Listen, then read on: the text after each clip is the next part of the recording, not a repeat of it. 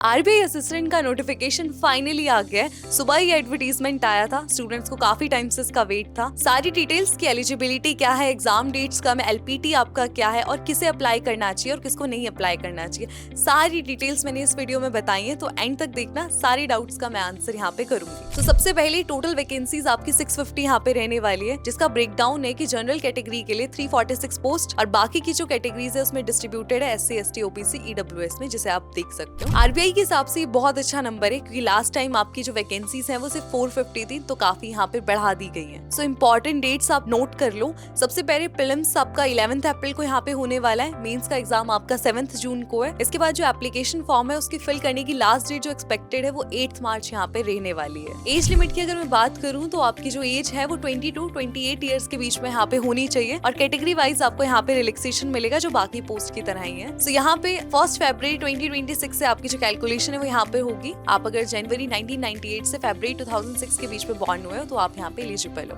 बाकी जैसा कि मैंने बोला कि कैटेगरी वाइज आपको रिलैक्सेशन मिलेगा। इसके बाद एजुकेशनल क्वालिफिकेशन की बात करते हैं। इसमें आपको ग्रेजुएशन चाहिए, चाहे किसी भी स्ट्रीम से आपने ग्रेजुएशन की है, आप एलिजिबल हो। मिनिमम आपके जो मार्क्स हैं वो 50% यहाँ पे होने चाहिए। बहुत इंपॉर्टेंट है, 50% से 0.1% भी अगर आपका कम हुआ तो आप यहाँ पे एलिजिबल नहीं हो। इसके अलावा बाकी जो कैटेगरीज है ST ST OBC PWD, इन कैंडिडेट्स को सिर्फ पासिंग मार्क्स यहाँ पे चाहिए। फाइनली स्टूडेंट्स की अगर मैं बात करूं तो आपका जो रिजल्ट है वो 1 फरवरी 2026 तक डिक्लेयर हो जाना चाहिए था। अगर नहीं डिक्लेयर हुआ है तो आप यहाँ पे एलिजिबल नहीं हो। इसके बाद प्रीलिम्स के पैटर्न की मैं बात करती हूँ तो सबसे पहले आपका जो इंग्लिश है 30 मार्क्स का 20 मिनट्स यहाँ पे आपको मिलेंगे। क्वांट्स आपका 35 मार्क्स का है, 20 मिनट्स यहाँ पे भी आपको मिलेंगे। रीजनिंग यहाँ पे 35 मार्क्स, सेम 20 मिनट्स। तो टोटल आपका 100 मार्क्स 60 मिनट्स यहाँ पर मिलते हैं। नेगेटिव मार्किंग 1/4 रहती है। मेंस के पैटर्न की बात करें तो रीजनिंग आपका 40 क्वेश्चंस 40 मार्क्स और 30 मिनट आपको मिलते हैं। English 40 question 40 marks, same 30 minutes. Quants 40 question 40 marks 30 minutes. General awareness 40 question 40 marks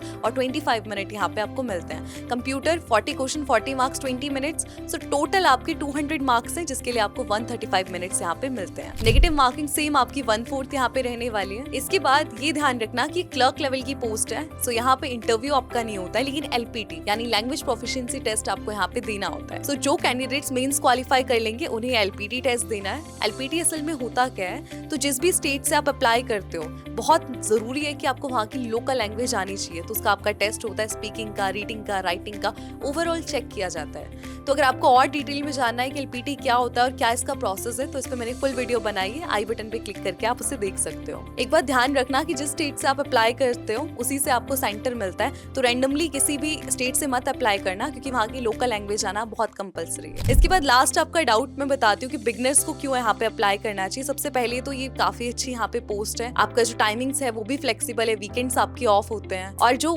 exam है वो भी बहुत ज्यादा हार्ड यहाँ पे नहीं रहता है। IBPS क्लर्क लेवल का ये जो एग्जाम है वो होता है और प्रमोशंस भी आपके यहाँ पे बहुत अच्छे रहते हैं। साथ में आप ग्रेड B की प्रिपरेशन भी यहाँ पे कर सकते हैं। सो अपने अकॉर्डिंग आप देख सकते हो। अगर आपको ये सुटेबल लगता है तो जरूर इसके लिए अप्लाई करो। कोई भी डाउट है आप कमेंट सेक्शन में पूछ सकते हो और स्पोर्ट्स से रिलेटेड कोई भी नया अपडेट अगर आता है तो मैं इसी चैनल पे आपको बताऊंगी। And for more such latest updates in job opportunities, please subscribe with the life.